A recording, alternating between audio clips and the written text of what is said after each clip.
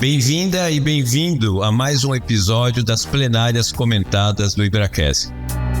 Nessa série de podcasts do IBRAC, destacamos os principais pontos dos julgados do Tribunal do CAD, indicando tendências da jurisprudência para quem quer estar antenado com o que tem de mais recente na área concorrencial. Caros ouvintes, bem-vindas e bem-vindos à plenária comentada de hoje, que trata da 228ª Sessão Ordinária de Julgamento do CAD, realizada em 17 de abril de 2024. A pauta da sessão tinha 5 itens, sendo que apenas um teve seu julgamento adiado por um pedido de vistas. Dentre os informes iniciais, eu gostaria de destacar, primeiramente, que foi feita uma homenagem à doutora Juliana Domingues, tendo em vista o encerramento de seu mandato como procuradora-chefe da Procuradoria do CAD. A doutora Juliana recebeu diversas homenagens da comunidade, inclusive do IBRAC. O acordo, eu também gostaria de ressaltar, o acordo de cooperação técnica celebrado entre o CAD e o STF, Supremo Tribunal Federal, que é um acordo que prevê o desenvolvimento de estudos referentes à promoção de defesa da concorrência, metodologia para a mensuração de impactos econômicos das decisões judiciais e a relação entre o desenvolvimento econômico, concorrência e segurança jurídica. Aliás, o CAD vem celebrando diversos acordos, o que nos parece uma iniciativa aí bastante louvável nesse sentido. Também gostaria de divulgar que o CAD recebeu a primeira notificação eletrônica de ato de concentração por meio do sistema e-Notifica. Acho que a autoridade estava aí aguardando, ansiosa pela utilização desse sistema. Então, gostaríamos aí de parabenizar o CAD por isso também. E, por fim, o lançamento do Guia V+, que é um manual de análise de atos de concentração não horizontais. Eu, particularmente, sou super favorável aos guias, né? Acho que são simplificações metodológicas que trazem um norteamento da análise do CAD, sedimentando aí o entendimento da autoridade. Então, também gostaria de louvar esse lançamento desse material. Eu sou Flávia Chiquito, diretora de Relações Institucionais do IBRAC, responsável pelo IBRACast. Gostaria de cumprimentar o meu colega, entrevistador oficial e coordenador do programa Plenárias Comentadas, Alessandro Giacalha. Bem-vindo, Alessandro. Muito obrigado, Flávia. É muito bom estar de volta com vocês. E eu gostaria também de cumprimentar o nosso convidado especial de hoje, que tenho certeza que vai enriquecer os comentários do nosso programa. O nosso convidado é o advogado Dr. Lauro Celidônio Neto, sócio de Matos Filho Advogados, especialista em Direito da Concorrência. O Lauro foi presidente do IBRAC no biênio de 2020 e 2021, é conselheiro do Instituto dos Advogados de São Paulo, o IASP, é também membro do Conselho de Administração e coordenador do Comitê Legal e Tributário da ABDIB, Associação Brasileira de Infraestrutura e Indústrias de Base. E o Lauro, ele possui reconhecimentos nacionais e internacionais na área concorrencial, é um nome bastante conhecido e que traz bastante enriquecimento aí para a nossa área. Bem-vindo, Lauro, vai ser um prazer debater o episódio e fazer comentários aí sobre essa sessão de julgamento com você. Obrigado, Flávia, o prazer é todo meu. Bom, então vamos começar com os comentários aí dos itens da pauta da sessão. Eu vou passar a palavra para o Dr. Lauro, para ele fazer comentários sobre o ato de concentração 08700 003198 de 2023, dígito 01, envolvendo o mercado de drywall, entre outros mercados que foram analisados, mas que não resultaram em preocupações concorrenciais, e que se trata de uma operação rejeitada por unanimidade pelo plenário do Tribunal do CAD. Gostaria de ressaltar que decisões dessa natureza não são a regra, então, por isso, Lauro, conta pra gente como foi a análise desse caso. Realmente é muito raro que uma operação seja inteiramente reprovada pelo CAD, mas o que me chamou a atenção nesse caso especialmente, foi que a análise realizada pelo conselheiro relator, no caso, o conselheiro Vitor, e também secundada pelos demais conselheiros, foi mesmo uma análise by the book, ou seja, aquela análise tradicional de operações de concentração, né? Se você seguisse, como se seguisse efetivamente o guia do CAD, os manuais internacionais, eu acho que foi digamos assim, realmente um caso de livro-texto, né? Não que eu concorde com a decisão ou discorde da decisão, mas a análise foi feita de uma forma bem clara, né, com todos os argumentos sendo debatidos ou rebatidos ao longo do julgamento, né?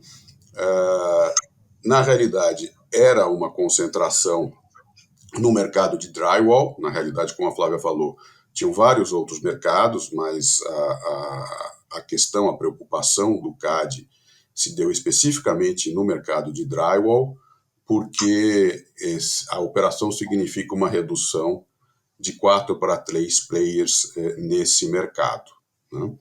As partes, são as partes envolvidas na operação, a Knauf e a Trevo, usaram durante a notificação e também na sustentação oral diversos argumentos para a aprovação da operação, né?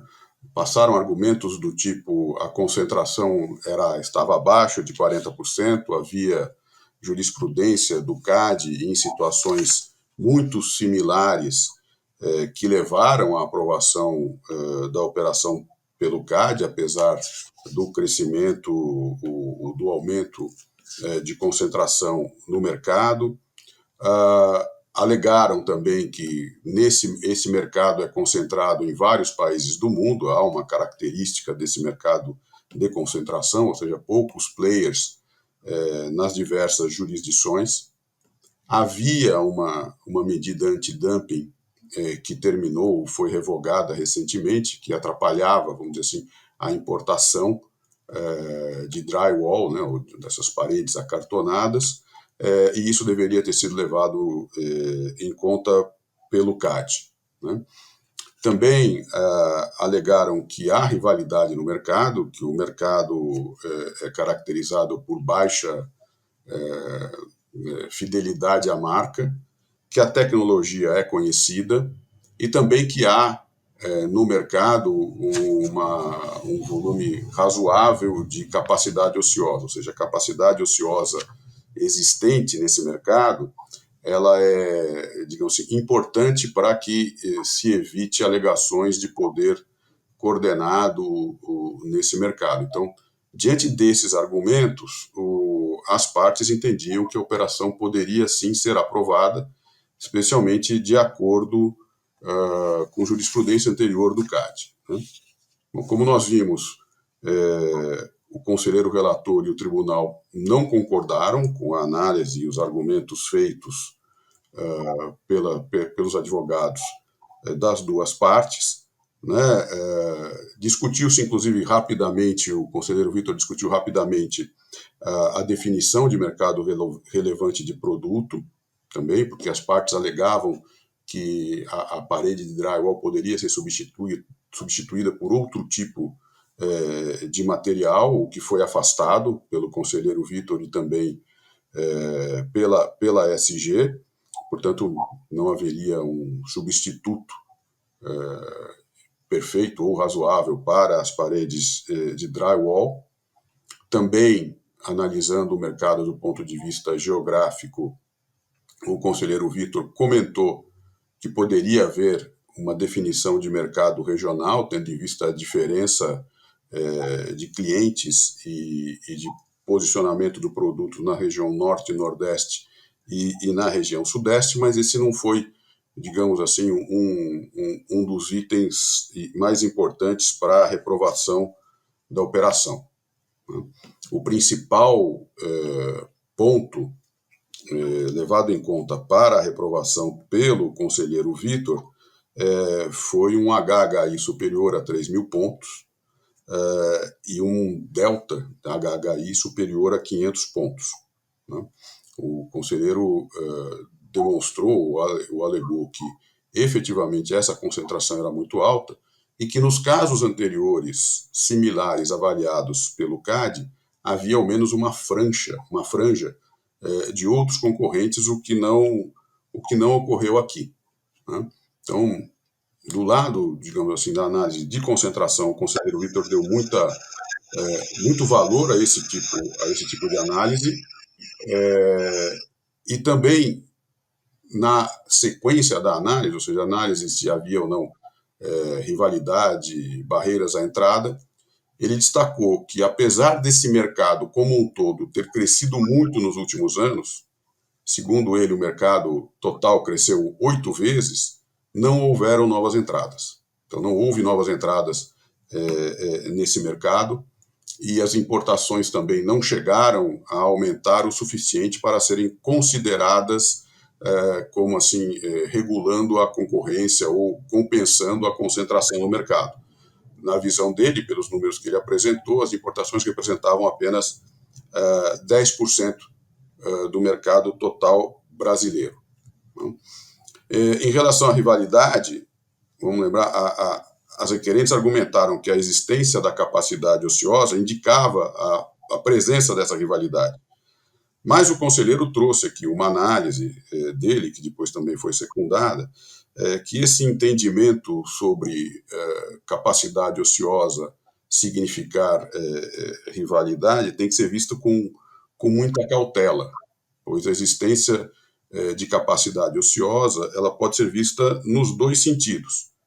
E apesar de significar que eu não vou aumentar preços porque eu tenho uma capacidade ociosa a ocupar, ela também poderia ser utilizada como um meio de coordenação ou de punição aos terceiros produtores que eventualmente viessem a entrar no mercado. Ou seja, a existência da capacidade ociosa foi vista pelo conselheiro Vitor e por demais conselheiros como um risco à entrada de novos players, porque isso daria aos players atuais a possibilidade de frear essas entradas, né, baixando o preço e por aí vai. Também ele destacou que, em função do crescimento do mercado, esses principais players aumentaram muito a sua capacidade produtiva. Então, ao longo dos últimos anos, além do mercado ter crescido, a capacidade produtiva aumentou também, o que poderia significar um tipo de conduta ou visando exatamente impedir a entrada de novos conselheiros, né? E, por fim, acho que o ponto mais relevante para mim nessa discussão toda foi a análise de efeitos coordenados decorrentes dessa operação, né? O conselheiro entendeu que há uma presunção aqui de efeitos coordenados, especialmente porque há uma redução significativa do número de players. A operação, ela, digamos assim, fortalecia a simetria entre os players, ou seja, os players ficariam muito semelhantes na sua capacidade produtiva e na sua capacidade comercial, e ele entendeu que o mercado de drywall, na realidade, cumpre todos aqueles requisitos de checklist para se avaliar se há ou não potencial de coordenação nesse determinado mercado, né?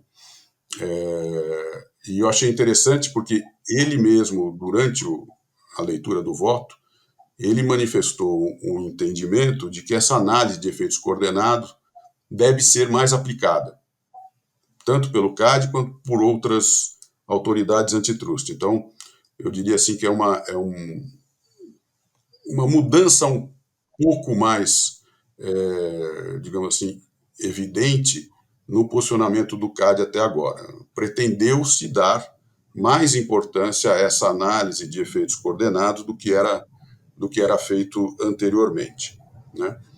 Por fim, como não havia a possibilidade de um remédio estrutural, os conselheiros entenderam por reprovar a operação, visto que os remédios comportamentais oferecidos pelas partes envolvidas não satisfaziam o entendimento do Conselho quanto à sua viabilidade no futuro, ou seja, haveria um custo muito grande para a análise e o cumprimento desses compromissos comportamentais, né? Então, também me pareceu que o conselheiro reforçou aquela ideia que já tem em discussão no CAD, de que o CAD realmente prefere remédios estruturais, apesar da gente ter no passado, vamos dizer assim, vários casos em que as operações foram aprovadas com base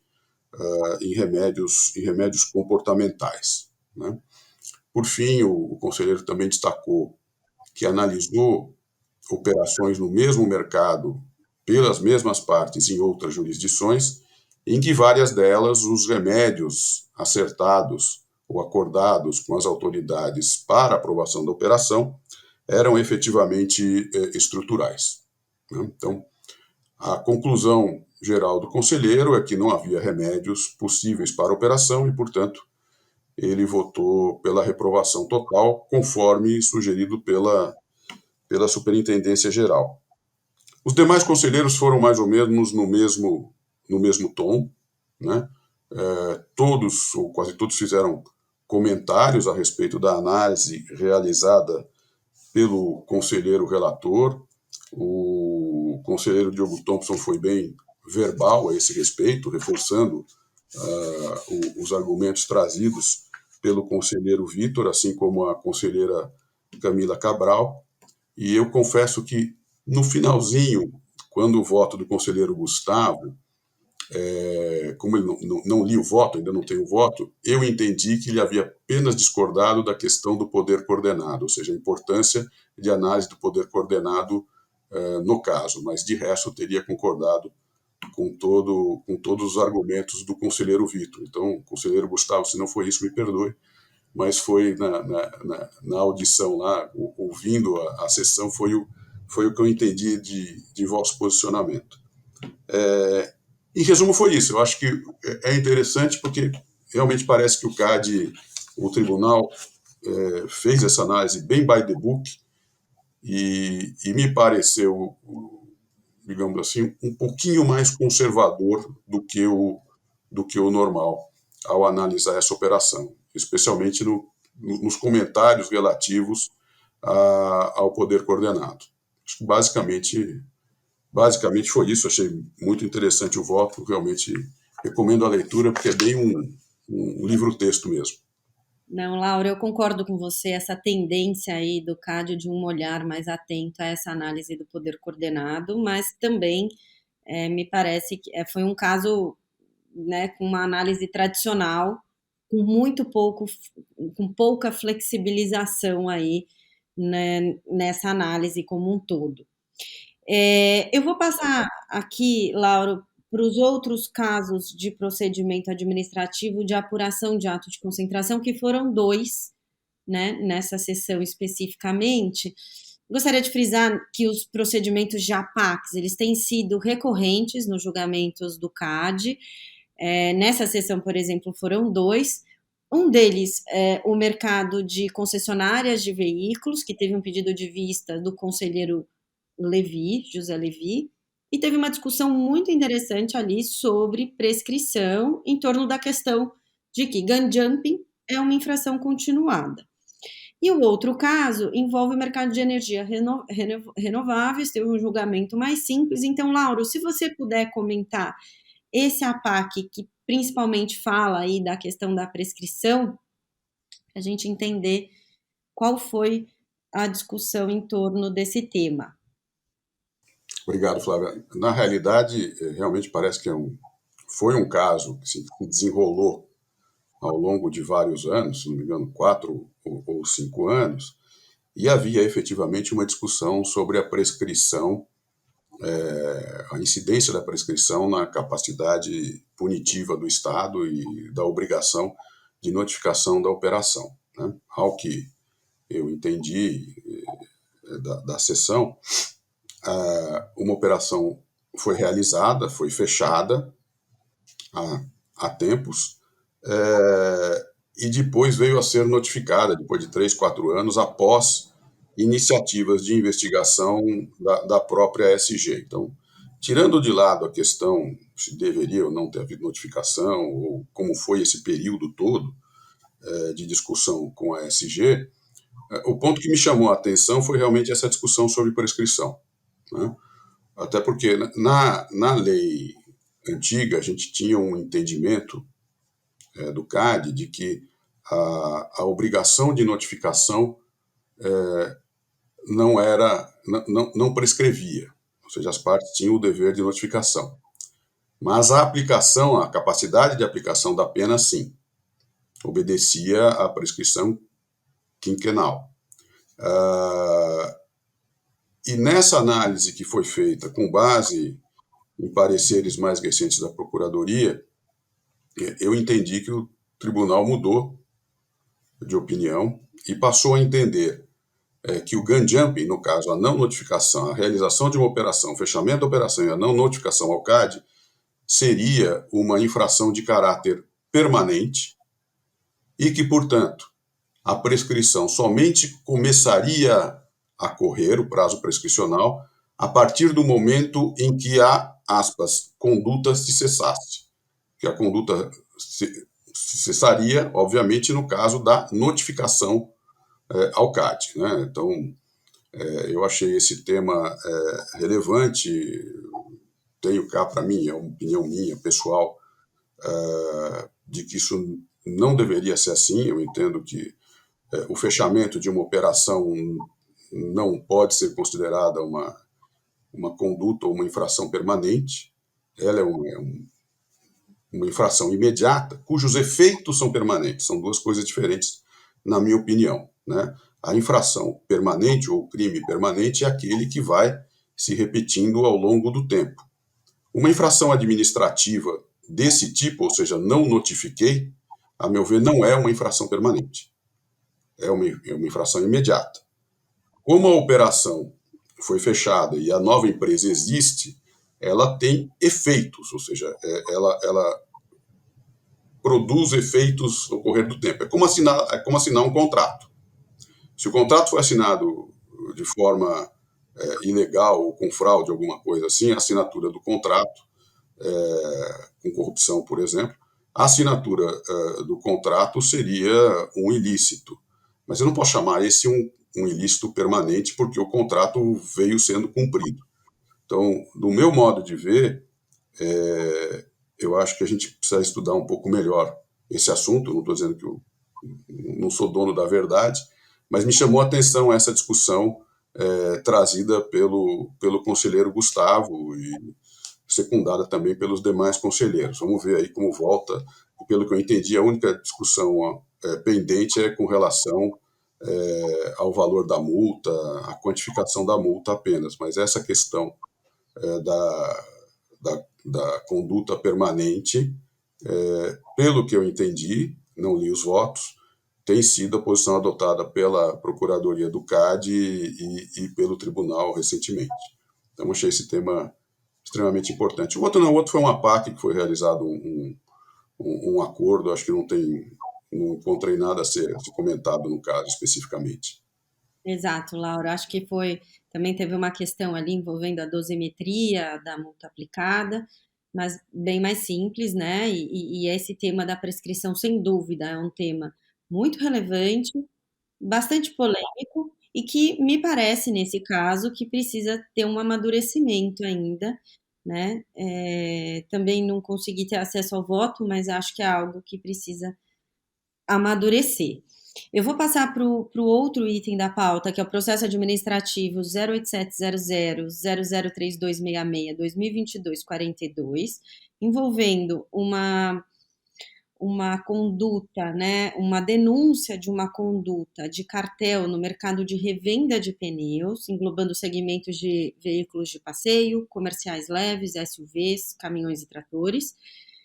No polo passivo estão tanto a fornecedora como as revendedoras desse mercado, e o enfoque nesse suposto cartel seria a venda de pneus no mercado secundário, ou seja, de reposição.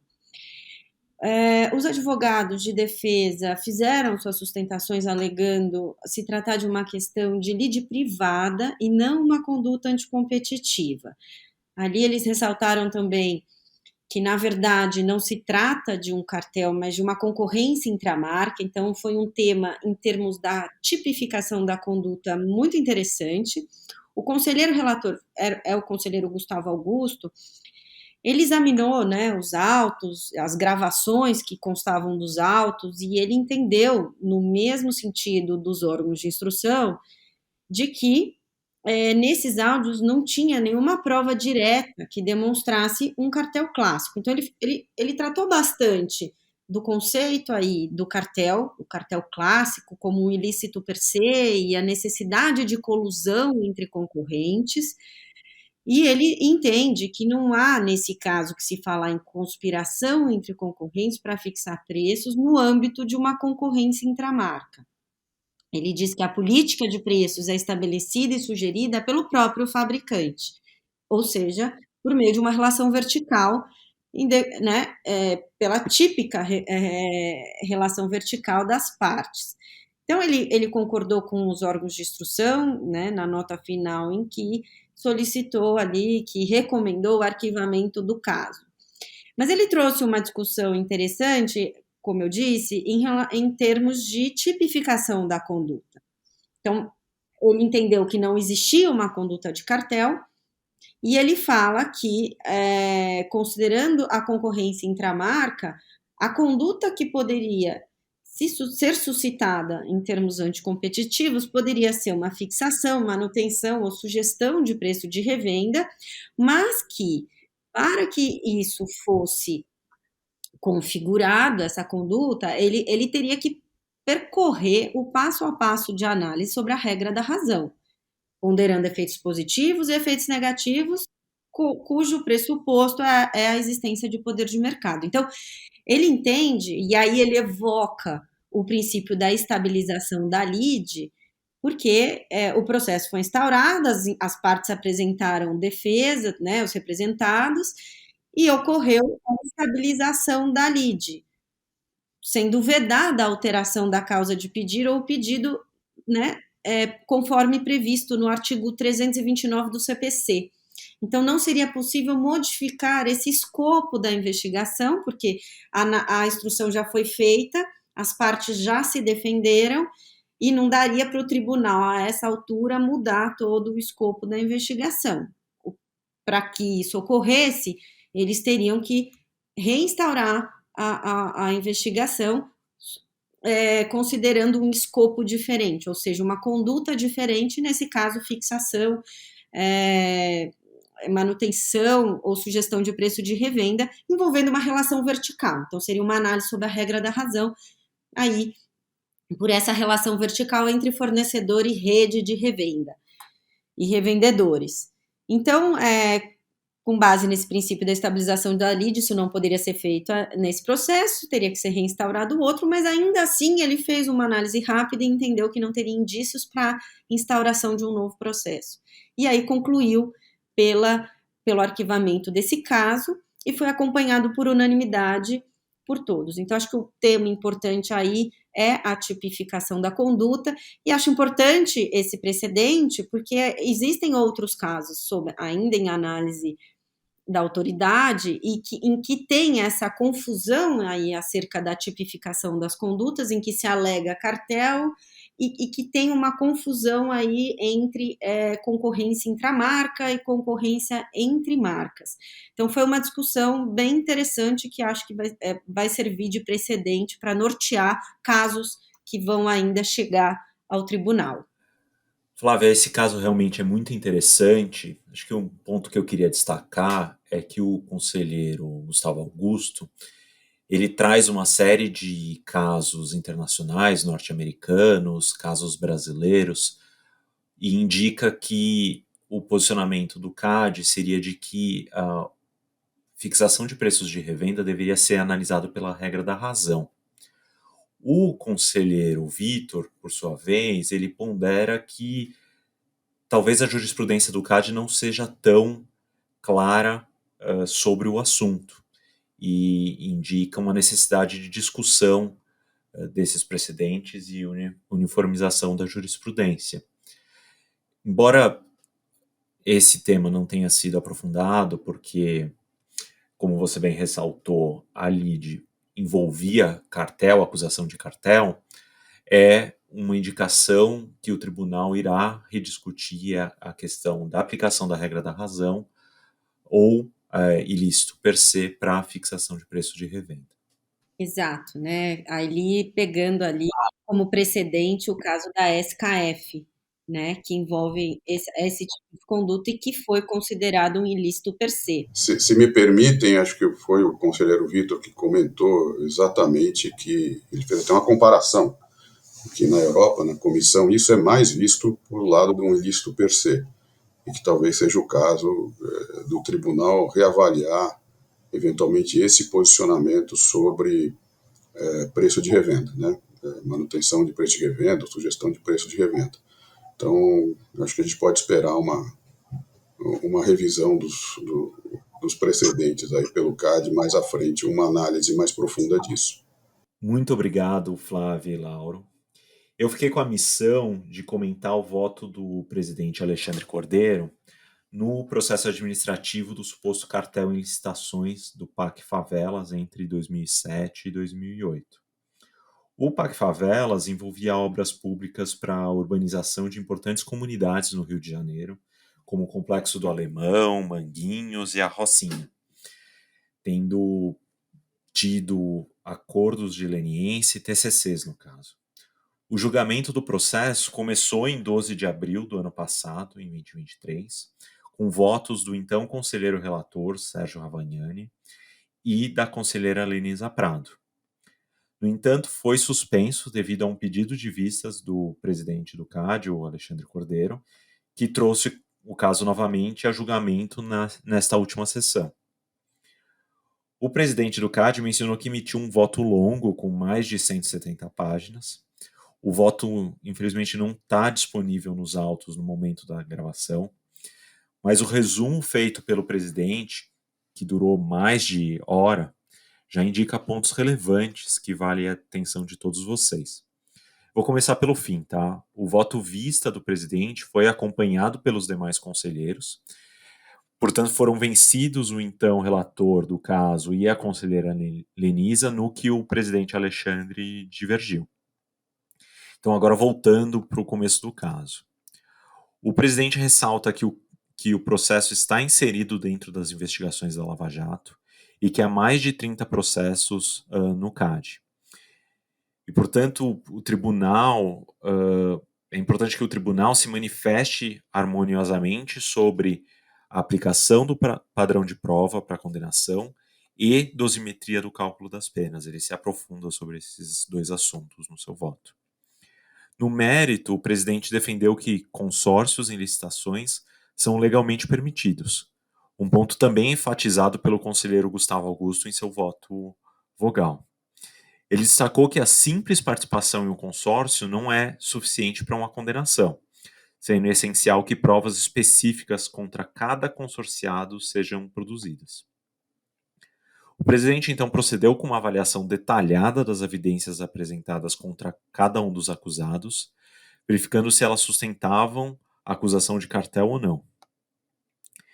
Eu vou lembrar vocês aqui que essa necessidade de corroboração foi debatida recentemente no voto do conselheiro Vitor Augusto, no caso do suposto cartel dos hidrômetros, julgado na sessão de fevereiro deste ano.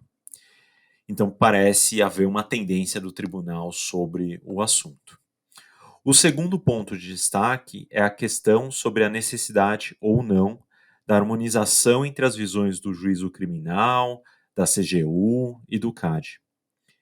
Tratando-se de condutas correlatas entre aquelas investigadas pelo CAD e pela CGU, o presidente citou uma decisão relevante da CGU que enfatiza a independência entre as esferas, afirmando que, e aqui abro aspas, a investigação conduzida pela Controladoria Geral da União não exerce influência direta sobre as deliberações do CAD, haja vista que ambas as instituições operam sobre prerrogativas e esferas de atuação distintas, cada uma abordando tipos específicos de ilícitos, empregando padrões probatórios que podem não ser equivalentes. Fecho aspas. Embora o presidente tenha feito essa ressalva, ele reforçou que sua decisão estaria em harmonia com o posicionamento da CGU e do juízo criminal. E aqui vale ressaltar que o conselheiro Vitor Augusto trouxe tal questão da coerência entre as diversas esferas, também no caso do suposto cartel dos hidrômetros, julgados na sessão de 7 de fevereiro deste ano. Aqui, talvez caiba uma reflexão se o voto do conselheiro Vitor, no caso dos hidrômetros, e o voto do presidente Alexandre, agora, estão alinhados ou não. Um aspecto a ser examinado. O terceiro ponto que quero trazer é de que as provas e confissões trazidas por empresas que celebram o TCC, mas deixam de cumpri-las, podem ser usadas contra a própria representada. O Alexandre examina esse aspecto. Ele diferencia a situação do acordo firmado daquela situação do acordo negociado, mas que não chega a ser firmado. No caso de não haver um acordo firmado, as provas devem ser devolvidas ao proponente e não podem ser usadas contra ele. Já no caso de um acordo firmado, mas descumprido ao longo do processo, segundo o presidente, essas provas e a confissão podem ser, sim, utilizadas contra o representado. O último ponto aqui que eu queria destacar, que é muito relevante, é sobre o cálculo da multa, a dosimetria. São dois pontos que ele traz que eu vou elaborar. Um é a aplicação do subramo de atividade como base de cálculo, e o outro é a compensação de pagamentos feitos para diferentes órgãos da administração. No primeiro assunto, ele afastou o cálculo da multa com base na suposta vantagem auferida, por não ter fundamento na jurisprudência do CAD. Assim, ele disse que deveria aplicar ramo de atividade nos termos do artigo 37 da Lei de Defesa da Concorrência. Ele ressaltou que os ramos estão listados na Resolução 3, podendo, em alguns casos, haver adaptações. Note que o presidente diferencia ramo de atividade do conceito de mercado relevante. Em seguida, ele diz que a Resolução 3 permite a aplicação de subramo de atividade para cálculo de multa. E assim ele aplica, no caso em tela, esse subramo, porque ele entende que seria desproporcional aplicar o ramo definido na resolução no caso em concreto.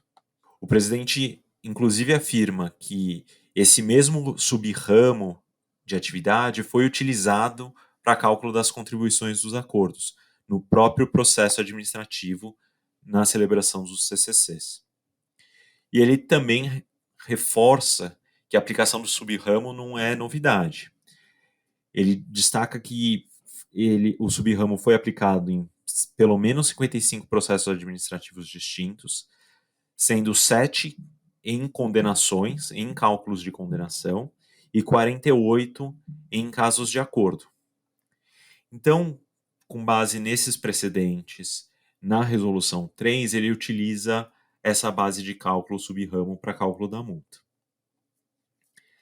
Acho que um ponto de destaque aqui é que, em relação a uma das representadas, e é justamente aquela que supostamente descumpriu o TCC, o presidente destaca que também houve uma multa aplicada pela CGU sobre os mesmos fatos.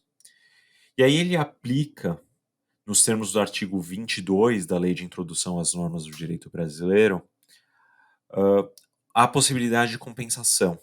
Então, uma vez comprovado o pagamento de multa pro CGU, essa representada poderia compensar em relação ao valor de multa aplicado pelo CAD. Aqui é um ponto interessante que, novamente, a Lei de Introdução às Normas do Direito Brasileiro são aplicadas num caso do CAD. Recentemente, o CAD aplicou essas normas num APAC e agora neste processo administrativo. Um ponto de destaque é sobre o voto vogal, nessa análise de dosimetria, o voto vogal do conselheiro Vitor.